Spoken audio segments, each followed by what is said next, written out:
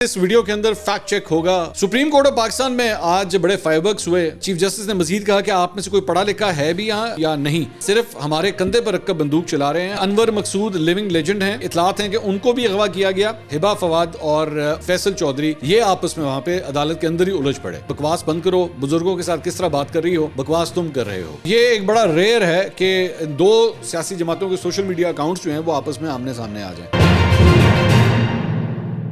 السلام علیکم ناظرین، میں ہوں منصور علی خان، اپنے ڈیجیٹل چینل کے اوپر آپ کو خوش آمدید کہوں گا۔ ناظرین، اس ویڈیو کے اندر فیکٹ چیک ہوگا۔ فیک نیوز آپ جانتے ہیں مجھے بڑی سخت چڑ ہے اس سے، اور فیک نیوز کو جو ہے نا وہ ادھیڑنے میں مجھے بڑا مزہ آتا ہے۔ تھوڑی دیر میں ایک فیکٹ چیک کرنے جا رہا ہوں میں۔ کل بھی ہم نے کیا تھا ایچسن کالج کے حوالے سے، وہ لونڈے لپاڑے جو ہے نا ابھی بھی لگے ہوئے اس کے پیچھے کہ نہیں تانوں نہیں پتا مریم نواز نے ایسا۔ یار میں ذرا اس کے اوپر پہلے میں ایک بات کر لوں، ایک کام کرتے ہیں، یہ میرے سارے جتنے لونڈے لپاڑے ہیں نا میں ان کو دعوت دیتا ہوں، ایک اولڈ ایج سونی ہونے کے ناطے میں آپ کو دعوت دیتا ہوں، رابطہ کریں مجھ سے، مل کے ایچسن کالج چلتے ہیں، ٹھیک ہے؟ میں آپ کو اپنی گاڑی میں بٹھا کے نا ایچسن کالج لے کے جاتا ہوں اور جا کے ایچسن کے پرنسپل سے ملاتا ہوں۔ گورا ہے، انگریزی میں بات کرنی پڑے گی، تو اس سے آپ کی ملاقات کراتا ہوں، تھامسن سے۔ تو تھامسن جو ہے نا آپ کے منہ کے اوپر بیٹھ کے آپ کو بتائے گا کہ آپ نے کتنا جھوٹ بولا ہے، ٹھیک ہے؟ چلیں بس میں اتنی سی بات کرتا ہوں۔ ابھی تھوڑی دیر میں اور بھی خبریں ہیں، تو اینڈ تک اس ویڈیو کو دیکھیے گا، بڑی انٹرسٹنگ خبریں ہیں، اور چینل کو سبسکرائب کرنا مت بھولیے گا، بیل آئیکن پریس کیجیے گا۔ اگر آپ کو ویڈیو پسند آئے تو اسے لائک اور شیئر ضرور کیجیے گا۔ اچھا جی، سب سے پہلے تو یہ پاکستان کی 19 رکنی وفاقی کابینہ نے ایوان صدر میں حلف اٹھا لیا ہے، اور صدر مملکت آصف علی زرداری نے اس 19 رکنی وفاقی کابینہ سے حلف لیا۔ تقریب میں وزیر اعظم شہباز شریف سمیت دیگر اراکین اسمبلی بھی موجود تھے۔ اب کابینہ کا اگر اسٹرکچر دیکھا جائے تو کابینہ میں خواجہ آصف، احسن اقبال، رانا تنویر، اعظم نذیر تارڑ، جام کمال، اویس لغاری، عطا اللہ تارڑ، شزا فاطمہ، قیصر شیخ، ریاض پیرزادہ، محمد اورنگزیب، خالد مقبول صدیقی، اس کے علاوہ Amir Muqam, Ahad Cheema, Ahsan Ishaq Dar. Supreme court of Pakistan میں آج بڑے فائر ورکس ہوئے، کچھ اس کے بارے میں بات کرتے ہیں۔ سپریم کورٹ میں چیف جسٹس کی سربراہی میں 3 رکنی بینچ نے صحافیوں کو FIA نوٹس دیے جانے اور ہراساں کیے جانے کے خلاف کیس کی سماعت کی۔ سماعت کے آغاز میں جسٹس قاضی فائز عیسیٰ نے ریمارکس کیے کہ ایک کرائم کی ریکارڈنگ موجود ہے مگر ان ملزمان کا سراغ نہیں لگا سکے۔ اٹارنی جنرل صاحب یہ کس قسم کے IG ہیں، ان کو ہٹا دینا چاہیے۔ IG کو مخاطب کرتے ہوئے چیف جسٹس نے کہا کہ 4 سال ہو گئے ہیں اور آپ کو کتنا وقت چاہیے؟ کیا آپ کو 4 صدیاں چاہیے؟ IG صاحب آپ آئے کیوں ہیں یہاں پہ؟ کیا اپنا چہرہ دکھانے آئے ہیں؟ کسی صحافی کو گولی مار دی جاتی ہے، کسی کے گھر میں جا کر پٹائی کی جاتی ہے۔ اس موقع پہ پریس ایسوسی ایشن کے وکیل بیرسٹر صلاح الدین نے بتایا کہ اسد طور جیل میں ہیں۔ چیف جسٹس نے کہا کہ وہ جیل میں کیوں ہیں؟ تو بیرسٹر صلاح الدین نے کہا کہ اسد طور پر سرکاری افسران کا وقار مجروح کرنے کا الزام ہے۔ جسٹس عرفان سعادت خان نے پوچھا کہ کیا FIR میں ان افسران کا ذکر ہے جن کا وقار مجروح ہوا؟ بیرسٹر صلاح الدین نے کہا کہ FIR میں کسی افسر کا نام نہیں لکھا ہے۔ چیف جسٹس نے FIA افسر سے پوچھا کہ جی FIR میں جو دفعات ہیں یہ کس طرح سے لگائی گئی ہیں؟ آپ ہم سے زیادہ قانون جانتے ہیں، بتائیے ذرا۔ FIA افسر چیف جسٹس کے استفسار پر خاموش رہے۔ چیف جسٹس نے مزید کہا کہ آپ میں سے کوئی پڑھا لکھا ہے بھی یہاں کہ یا نہیں، آپ نے FIR میں کسی پروگرام کا ذکر نہیں کیا، کسی ٹویٹ کا ذکر نہیں کیا، صرف ہمارے کندھے پر رکھ کر بندوق چلا رہے ہیں۔ ہم نے کوئی شکایت کی ہے، کسی جج نے یا پھر رجسٹرار نے کوئی شکایت کی ہے؟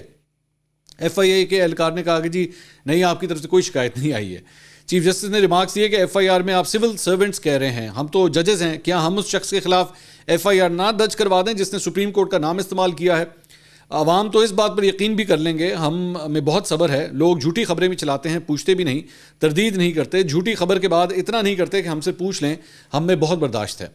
اسد علی طور کے خلاف مقدمے میں سنگین نوعیت کی دفعات عائد کی گئی ہیں۔ حساس معلومات سمیت عائد دیگر دفعات کا اطلاق کیسے ہوتا ہے؟ انکوائری نوٹس میں لکھا گیا ہے کہ عدلیہ کے خلاف مہم پر طلب کیا جا رہا ہے، لیکن FIR میں عدلیہ کے خلاف مہم کا ذکر تک نہیں ہے۔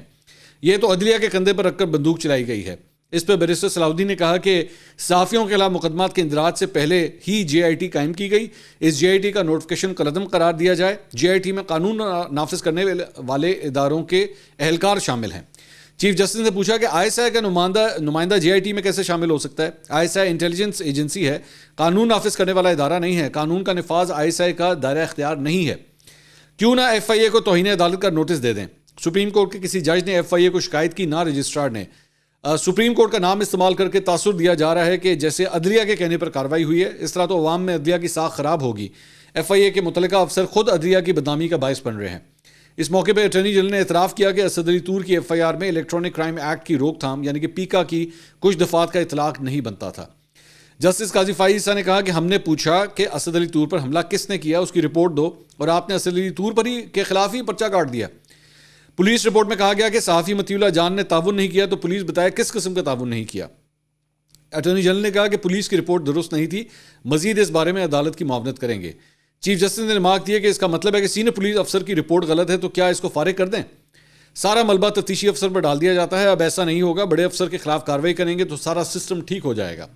بعد میں عدالت نے اسد علی طور کیس میں FIR پر نظر ثانی کا معاملہ اٹارنی جنرل پر چھوڑ دیا۔ چیف جسٹس نے کہا کہ ہم زیادہ لمبی تاریخ نہیں رکھیں گے، دیکھ لیتے ہیں یہ کیا کرتے ہیں۔ بیرسٹر صلاح الدین نے کہا کہ FIA پیکا کے تحت صحافیوں کے خلاف ان معاملات پر کارروائی کر ہی نہیں سکتی، صرف پیکا سیکشن 20 میں ایسے الزامات پر کارروائی ہوتی ہے، مگر اس میں شکایت کنندہ کا نیچرل پرسن ہونا لازمی ہے۔ دوران سماعت سابق کمشنر راولپنڈی کے الزامات کے حوالے سے بھی تذکرہ کیا گیا۔ چیف جسٹس نے کہا کہ ایک کمشنر نے کہا کہ چیف جسٹس نے الیکشن میں گڑبڑ کی، یہ بیان تمام ٹی وی چینلز نے بغیر تصدیق کے چلا دیا۔ پوری دنیا میں خبر دینے سے پہلے اس کی تصدیق کی جاتی ہے، کسی صحافی نے الزام لگانے والے سے یہ نہیں پوچھا کہ الزامات کا ثبوت کیا ہے۔ کیا پوری دنیا میں ایسا کہیں ہوتا ہے؟ ہم تمام ٹی وی چینلز کو نوٹس جاری کر دیتے ہیں۔ بعد میں عدالت نے کیس کی سماعت 25 مارچ تک جو ہے ملتوی کر دیا۔ اب یہ وہی معاملہ ہے کہ اسد علی طور جو ہیں وہ ان کے اوپر وہ بار بار یہی کہہ رہے تھے کہ جناب الزامات جو میرے اوپر لگائے گئے ہیں وہ کچھ اور ہیں، اندر جو سوال جواب ہو رہے ہیں وہ کچھ اور ہیں۔ تو بلکہ وہ جاتے جاتے 2 دفعہ اب تک ہوا ہے کہ وہ جاتے جاتے صحافیوں کے سامنے گفتگو کرتے ہوئے وہ چیف جسٹس قاضی فائز صاحب کو تھینک یو بھی کہتے رہے، گیونگ دا امپریشن کہ یہ آپ کی وجہ سے سب کچھ ہو رہا ہے، لیکن یہاں پہ چیف جسٹس نے کہا کہ ہمارے کندھے کے اوپر جو ہے وہ بندوق نہ چلائی جائے اور ان کے ساتھ جو ہے وہ انصاف ہونا چاہیے۔ اس کے علاوہ جناب ایک اور خبر جو ہے وہ سمیع ابراہیم صاحب سینئر جرنلسٹ ہیں، انہوں نے اپنے ویلاگ میں ایک دعویٰ کیا۔ انہوں نے کہا کہ جی انور مقصود لیونگ لیجنڈ ہیں، یہ اطلاعات ہیں کہ ان کو بھی اغوا کیا گیا، مارا پیٹا گیا اور کہا گیا کہ یہ جو آپ کر رہے ہیں اور کہہ رہے ہیں یہ سننے کی ہمیں عادت نہیں ہے۔ اور یہ بھی اطلاعات آ رہی ہیں کہ پھر ان کو ٹی وی چینلز پر بین کر دیا گیا، اور اس کے علاوہ جو ہمارے قومی دنوں پر پروگرام ہوسٹ کیا کرتے تھے یوم آزادی پر، خاص طور پر جو ہماری فوجی تقریبات تھیں، ان میں اب ان کی شمولیت پر پابندی لگا دی گئی ہے۔ تو انہوں نے بیسیکلی دعویٰ کیا کہ جی انور مقصود صاحب کو جو ہے وہ اغوا کر لیا گیا ہے۔ تو گلوکار بلال مقصود جو ان کے صاحبزادے ہیں انور مقصود صاحب کے، انہوں نے ایک ویڈیو شیئر کی جس میں انہیں بریانی کی دیچکی میں چمچ چلاتے ہوئے دیکھا جا سکتا ہے، اور ویڈیو میں انور مقصود صاحب کہتے ہیں کہ اگر میرے زخم ہوتے یا ہڈی ٹوٹی ہوتی تو میں کیسے بریانی بناتا، میں تو ابھی بریانی بنا رہا ہوں، ورنہ تو کوئی اور میرے لیے 3 دن کے لیے بریانی بناتا۔ تو گزشتہ چند دنوں سے جو ہے وہ میڈیا کے اوپر بیسکلی سوشل میڈیا کے اوپر یہ خبریں جو ہے وہ گردش کر رہی تھی کہ جی انہیں اغوا کر لیا گیا ہے۔ تو اس پہ انور مقصود صاحب نے کہا کہ جی میرے بارے میں سوشل میڈیا پر گردش کرنے والی خبریں بے بنیاد ہیں، میرا نہ تو سوشل میڈیا پر کوئی اکاؤنٹ ہے اور نہ ہی میں سوشل میڈیا دیکھتا ہوں، لوگ اسے ٹیلی فون کالز کے ذریعے رپورٹس کے بارے میں بتا رہے تھے، میں نے نہ صرف ایسی تمام خبروں کی تردید کرتا ہوں بلکہ ان لوگوں کی بھی مذمت کرتا ہوں جو بغیر تصدیق کے ایسی خبریں پھیلاتے ہیں۔ کیا کہے بندہ، مجھے اب آپ خود بتائیے کہ اتنی بڑی بات کہہ دینا، اور انور مقصود صاحب خود فرما رہے ہیں کہ جی ایسا کچھ نہیں ہوا ہے، کیا کہے بندہ۔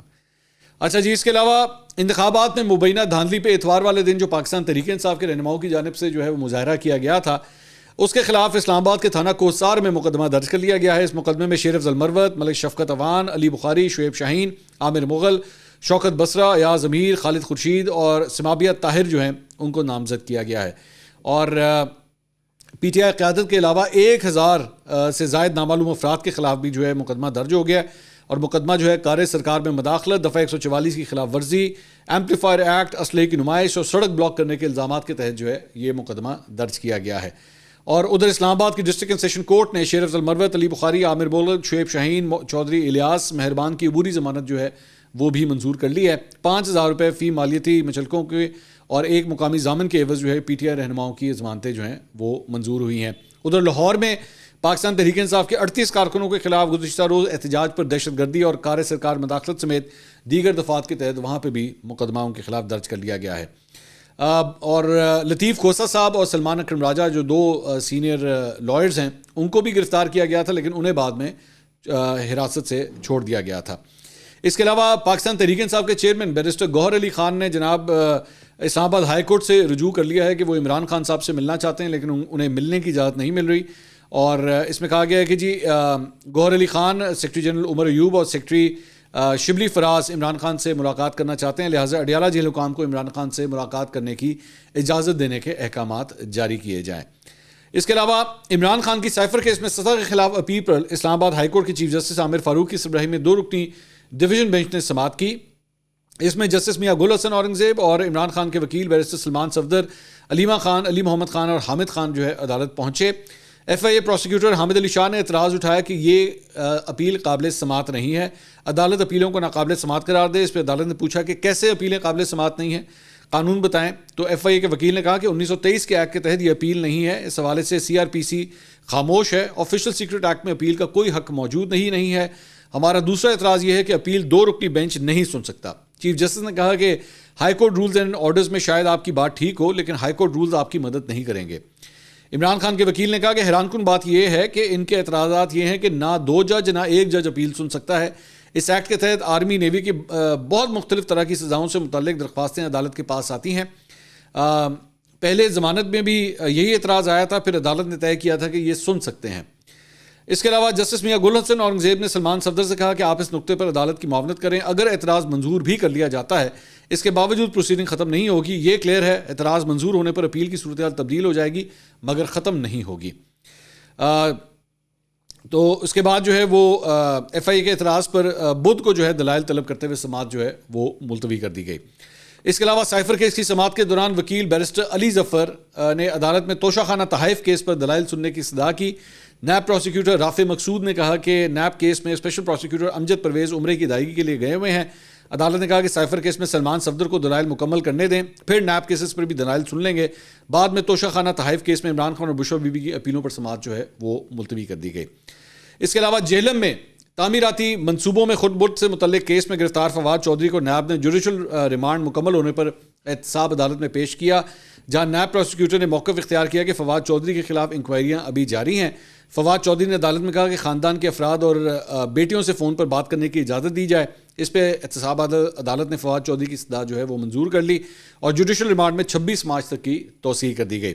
لیکن احتساب عدالت میں ایک بڑی انٹرسٹنگ سچویشن یہ ہوئی کہ فواد چودھری صاحب کی اہلیہ ہبہ فواد اور ان کے بھائی فیصل چودھری یہ آپس میں وہاں پہ عدالت کے اندر ہی الجھ پڑے۔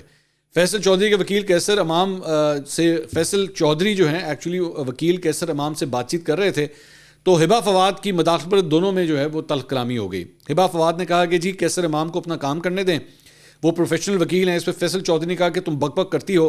ہبہ نے بھی ترکی بترکی جواب دیتے ہوئے کہا کہ تم ہر کسی کے ساتھ بک بک کرتے ہو۔ تلخ کلامی کے دوران فواد چودھری نے اپنی اہلیہ کے منہ پر ہاتھ رکھ کر انہیں خاموش کرایا۔ ہبہ فواد کی فواد چودھری کے ماموں کے ساتھ بھی تلخ کلامی ہوئی۔ فواد چودھری کی اہلیہ نے کہا کہ آپ بھی فیصل کے ساتھ ملے ہوئے ہیں۔ فیصل چودھری نے کہا کہ بکواس بند کرو، بزرگوں کے ساتھ کس طرح بات کر رہی ہو۔ ہبہ نے جواب دیتے ہوئے کہا کہ بزرگ ہیں تو بزرگ بن کے رہیں، بکواس تم کر رہے ہو۔ فواد چودھری کے ماموں فیصل چودھری کو پکڑ کر احتساب عدالت سے باہر لے گئے، اور جبکہ فواد چودھری نے کہا کہ فیصل یار تم جب آتے ہو پنگا ہو جاتا ہے۔ یاد رہے کہ اس سے قبل بھی ہبہ فواد اور فواد چودھری کے فیصل چودھری کے درمیان جو ہے وہ تلخ کلامی کا واقعہ پیش آیا تھا۔ بعد میں فواد چودھری نے احتساب عدالت کے باہر میڈیا سے گفتگو کی۔ انہوں نے کہا کہ ہم بھی فارم 47 کے ایم این اے ہو سکتے تھے، لیکن ہمارا اپنا راستہ ہے، اس کی تو سزا مل رہی ہے۔ سب کیسز ختم ہوں گے تو 9 مئی واقعات پر کیسز شروع ہو جائیں گے۔ حکومت چلنے سے متعلق سوال پر فواد چودھری کہا کہ شہباز شریف اگر فضل الرحمان کو مینج نہ کر پائے تو حکومت نہیں چل پائے گی۔ فضل الرحمان نے اگر لانگ مارچ کا اعلان کر دیا تو حکومت آگے نہیں جا سکے گی۔ اس کے علاوہ خاور مانیکا صاحب بڑے دنوں کے بعد جو ہے وہ میڈیا کے سامنے آئے اور جیو نیوز سے انہوں نے گفتگو کی۔ انہوں نے کہا کہ پہلے ہمیں معلوم نہیں تھا کہ چھپ کر نکاح کیا ہوا ہے، چھپ کر نکاح خلاف شریعت ہے، بچے بھی پریشان تھے۔ ان سے سوال ہوا کہ کیا ملازم محمد لطیف نے آپ کو عمران خان اور بشرا بی بی کا نہیں بتایا؟ خاور مانیکا نے کہا کہ ملازم اشارہ ہی کر سکتا ہے، ملازم کھلے منہ بات نہیں کر سکتے۔ بچوں کو تو میری اور بشرا بی بی کی طلاق تک کا نہیں معلوم تھا، اور بچوں کو نہیں معلوم کہ عمران خان اور بشرا بی بی کا چھپ کر نکاح ہوا۔ بچے مانتے ہی نہیں تھے کہ ان دونوں کا نکاح ہوا ہے۔ جب عدالت سماعت کے لیے آیا تو پہلی بار عمران خان اور بشرا بی بی کا نکاح نامہ دیکھا۔ بچوں کو عدالت سے حاضری کے بعد بشرا بی بی کے نکاح کا بتایا۔ بچوں کو بتایا کہ 1 جنوری 2018 میں نکاح ہو چکا تھا۔ میں نے بچوں کو کہا کہ خود نکاح نامہ دیکھ کر آیا ہوں۔ میرے بچے پچھلے 5 سال سے مصیبت میں پڑے ہوئے ہیں۔ میں تو عمران خان کو جانتا نہیں۔ عدت میں نکاح کا کیس سیاسی نوعیت کا نہیں ہے۔ میرا گھر تباہ کر دیا، مجھے مجبوراً عدالت آنا پڑا۔ اگر بشرا بی بی سمجھتی ہیں کہ عدت پوری کی ہے تو عدالت فیصلہ کرے۔ اس کے علاوہ ایک اور بڑی انٹرسٹنگ صورتحال ہو گئی ہے کراچی کے اندر۔ آپ اکثر نامعلوم افراد کے حوالے سے تو سنتے تھے، اب ایک نامعلوم ایم پی اے بھی سامنے آ گئی ہے۔ یہ پہلی دفعہ کا واقعہ ہے، یہ میں نے بھی آج تک اس سے پہلے جو ہے وہ کبھی نہیں سنا تھا۔ ہوا یہ ہے کہ الیکشن کمیشن نے جمعیت علماء اسلام مولانا فضل الرحمان صاحب کی جو جماعت ہے ان کے کوٹے پر ایک نامعلوم خاتون کا نوٹیفیکیشن جو ہے وہ جاری کر دیا کہ جی خیبر پختونخوا کی اسمبلی میں یہ JUIF کی ممبر ہیں، یہ انہوں نے جاری کر دیا ہے۔ تو الیکشن کمیشن نے صدف احسان نامی خاتون کی کامیابی کا نوٹیفیکیشن جو ہے وہ جاری کیا، جس کا نمبر جو ہے F6 of 2024 ہے۔ تو دوسری جانب JUIF کے سربراہ مولانا فضل الرحمان نے اس نوٹیفیکیشن کو منسوخ کر کے تحقیقات کرنے کی درخواست کی ہے۔ انہوں نے کہا کہ صدف احسان نام کی نہ کوئی خاتون جو ہے ہماری پارٹی کی رکن ہے اور نہ یہ نام ہماری فہرست میں شامل ہے۔ صدف احسان کا نوٹیفیکیشن منسوخ کر کے حنا بی بی کا نوٹیفیکیشن جو ہے وہ جاری کیا جائے، اور نوٹیفیکیشن غلطی سے جاری ہوا ہے یا یہ ملی بھگت سے کیا گیا ہے، اس کی جو ہے انہوں نے کہا کہ اس کی تحقیقات جو ہیں وہ کروائی جائیں۔ ایک اور بڑی انٹرسٹنگ سچویشن ہوئی جناب، مریم نواز یا مسلم لیگ نون کو جو ایک بڑی تنقید کا سامنا ہے کہ رمضان کے سلسلے میں آٹے کی ڈسٹریبیوشن کے اوپر وہ جو آٹا بانٹا جا رہا ہے اس کے تھیلوں کے اوپر جو ہے وہ نواز شریف صاحب کی تصویر آویزاں ہیں۔ تو ایک صحافی نے مریم نواز سے سوال کیا کہ جی سب سے بڑی تنقید جو کی جا رہی ہے وہ رمضان بیگ پر نواز شریف کی تصویر کے حوالے سے ہے، اپوزیشن اس پر تنقید کر رہی ہے کہ آپ اپنی اور میاں صاحب کی پبلسٹی عوام کے پیسوں سے کر رہے ہیں۔ تو مریم نواز نے جواب دیا کہ جی میری بات سنیں، پنجاب میں حکومت کس کی ہے؟ تو رپورٹر نے کہا نون لیگ کی۔ تو مریم نواز نے کہا کہ نواز شریف کی، تھینک یو۔ تو اب میں ڈیٹیل پہلے اس کے آگے بھی ایک کاروائی ہے، ذرا میں وہ بھی سناتا ہوں۔ تو پاکستان تحریک انصاف کے آفیشیل اکاؤنٹ نے بیسکلی یہ کلپ جو ہے وہ ٹویٹ کیا، اور ٹویٹ کر کے انہوں نے کہا کہ کیا نواز شریف اپنے باپ کے پیسے سے رمضان بیگز دے رہا ہے یا اپنے غیر ملکی شہریت والے بچوں کے اسمال سے جو انہوں نے پاکستانیوں سے لوٹا ہے سے دے رہا ہے؟ تو مسلم لیگ نون کے آفیشیل اکاؤنٹ نے PTI کے آفیشیل اکاؤنٹ کو جواب دیا آپس میں۔ اب یہ ایک بڑا ریئر ہے کہ دو سیاسی جماعتوں کے سوشل میڈیا اکاؤنٹس جو ہیں وہ آپس میں آمنے سامنے آ جائیں۔ تو مسلم لیگ نون نے آگے سے جوابی ٹویٹ کیا، انہوں نے کہا جی unlike your corrupt leader who pocketed money by selling off state gifts, the Ramadan package is actually reaching millions of deserving people at their doorsteps in a transparent manner. Since you people have never done any public service, this is making you jittery, keep burning. اچھا، تو یہ تو خیر آپس میں تھا۔ اچھا، میرا اس کے اوپر نا ایک جو پوائنٹ ہے وہ دوبارہ میں یہی کہوں گا، ڈیپینڈ کرتا ہے آپ ٹیبل کے کس سائڈ پہ بیٹھے ہیں، یہ بڑا ضروری ہے۔ کیا یہ مسلم لیگ نون کو کرنا چاہیے تھا؟ میرا نہیں خیال کرنا چاہیے تھا، لیکن سوال یہ ہے کہ باقیوں نے بھی کیا ہوا ہے۔ فرق یہ ہے، فار ایگزامپل پاکستان تحریک انصاف کا ہیلتھ کارڈ دیکھ لیں تو اس پہ آپ کو PTI کے جھنڈے کے رنگ نظر آئیں گے، ٹھیک ہے؟ ظاہری بات ہے یہ اس کو انہوں نے عمران خان کی تصویر نہیں لگائی، لیکن PTI کے جھنڈے کے اندر ہی جو ہے وہ ہیلتھ کارڈ بنایا۔ اسی طرح محترمہ بے نظیر بھٹو کا جو ایک ان کے نام سے جو ایک پروگرام تھا جو جس میں غریب اور مستحق خاندانوں کے اندر جو ہے وہ پیسے بانٹے جاتے تھے، وہ محترمہ بے نظیر بھٹو کے نام سے تھا۔